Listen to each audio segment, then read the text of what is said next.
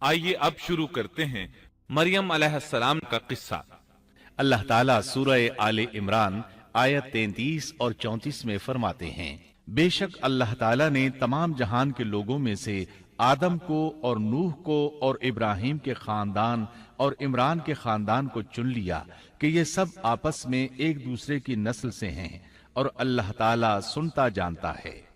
جس عمران کا ذکر قرآن مجید نے کیا ہے یہ داؤد علیہ السلام کی اولاد سے ہیں۔ زکریہ علیہ السلام کی بیوی، یحییٰ علیہ السلام کی والدہ عیشا اور مریم علیہ السلام کی والدہ حنا دونوں حقیقی بہنیں تھیں، اور زکریہ علیہ السلام رشتے میں مریم علیہ السلام کے خالو تھے۔ اس طرح یحییٰ علیہ السلام اور مریم علیہ السلام آپس میں خالہ زاد ہیں۔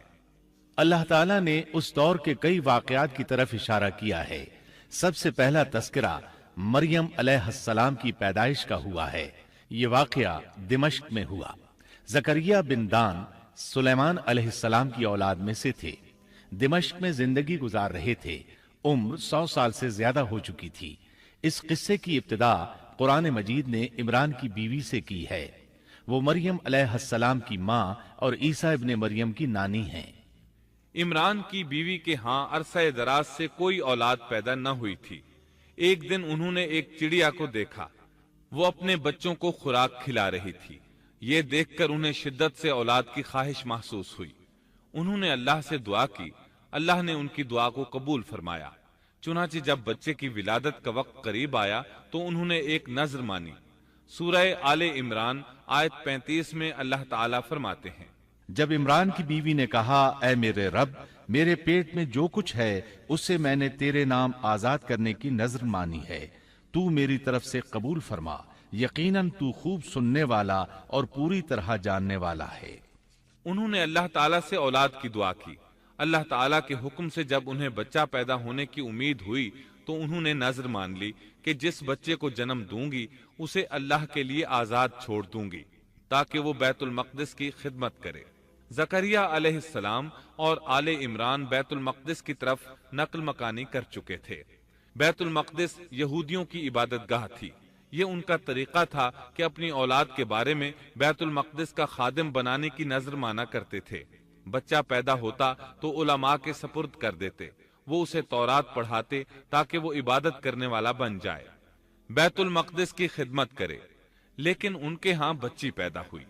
بچیوں کو تو خدمت کے لیے وقف نہیں کیا جاتا تھا۔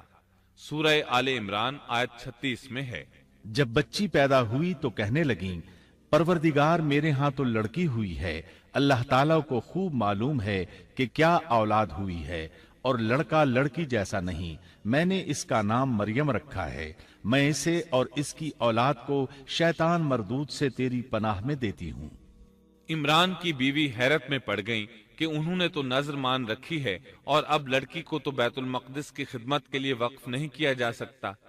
ان کے خاوند عمران بیت المقدس کے عابدوں میں سے تھے۔ بیوی نے ان سے مشورہ کیا، طے ہوا کہ بچی کو ہی خدمت کے لیے وقف کر دیا جائے۔ عمران کی بیوی بچی کو بیت المقدس میں لے آئیں۔ جس بچے کو وقف کرنا ہوتا تھا اس کی کفالت کوئی عالم کرتا تھا۔ عابدوں میں اس وقت یہ جھگڑا پیدا ہوا کہ اس بچی کی کفالت کون کرے گا۔ اس کے لیے آخر یہ طریقہ طے کیا گیا کہ وہ سب اپنا عمران کی بیوی بچی کو بیت المقدس میں لے آئیں۔ جس بچے کو وقف کرنا ہوتا تھا اس کی کفالت کوئی عالم کرتا تھا۔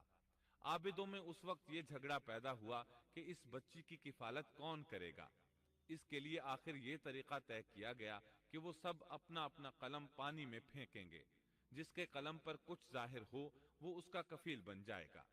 چنانچہ سب نے اپنے قلم پھینک دیے، وہ پانی کے بہاؤ کے ساتھ بہنے لگے، جبکہ زکریا علیہ السلام کا قلم پانی کے بہاؤ کی مخالف سمت بہنے لگا۔ اللہ تعالیٰ سورہ آل عمران آیت 44 میں فرماتے ہیں، تو ان کے پاس نہ تھا جبکہ وہ اپنے قلم ڈال رہے تھے کہ مریم کو ان میں سے کون پالے گا، اور نہ تو ان کے جھگڑے کے وقت ان کے پاس تھا۔ اس طرح زکریا علیہ السلام کفیل قرار پائے۔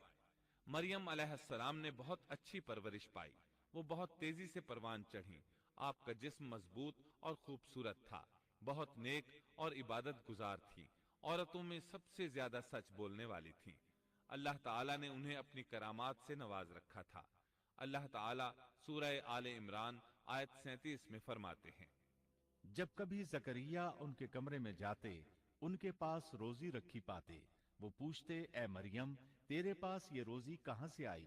وہ جواب دیتی کہ یہ اللہ کے پاس سے ہے، بے شک اللہ تعالیٰ جسے چاہے بے حساب رزق دیتا ہے۔ زکریا علیہ السلام کو جب کہیں جانا ہوتا وہ مریم علیہ السلام کے کمرے کا دروازہ بند کر کے جاتے تھے۔ جب واپس آتے تو اس کے پاس رزق رکھا پاتے اور وہاں غیر موسمی پھل ہوتے۔ بہت تعجب کرتے۔ مریم علیہ السلام انہیں بتاتی یہ پھل اللہ تعالیٰ نے آسمان سے نازل کیے ہیں۔ اللہ تعالیٰ سورۃ المائدہ آیت 75 میں فرماتے ہیں، اور عیسیٰ کی والدہ ایک راست باز عورت تھی، اسی لیے ان کے ہاتھ پر بہت سی کرامات ظاہر ہو رہی تھی۔ ان کی فضیلت سورہ آل عمران آیت 42 میں ان الفاظ میں آئی ہے، اور جب فرشتوں نے کہا اے مریم اللہ تعالیٰ نے تجھے برگزیدہ کر لیا اور تجھے پاک کر دیا اور سارے جہان کی عورتوں میں سے تیرا انتخاب کر لیا۔ سورۃ المائدہ آیت 75 میں ہے، مسیح ابن مریم پیغمبر ہونے کے سوا اور کچھ بھی نہیں، اس سے پہلے بھی بہت سے پیغمبر ہو چکے ہیں۔ اس کی والدہ ایک راست باز عورت تھی۔ بخاری، مسلم، ترمذی اور نسائی کی حدیث ہے، نبی کریم صلی اللہ علیہ وسلم نے فرمایا، اپنے زمانے میں مریم علیہ السلام سب سے افضل عورت تھیں اور اس امت میں خدیجہ رضی اللہ عنہا سب سے افضل عورت ہیں۔ بہت سی احادیث میں 4 عورتوں کی فضیلت آئی ہے۔ نبی صلی اللہ علیہ وسلم نے فرمایا سارے جہان کی عورتوں میں سے 4 عورتیں افضل ہیں، مریم بنت عمران، فرعون کی بیوی آسیہ، خدیجہ بنت خویلد اور فاطمہ بنت محمد رضی اللہ عنہن۔ پس ثابت ہوا کہ مریم علیہ السلام کو اللہ تعالیٰ نے بہت فضیلت عطا فرمائی تھی۔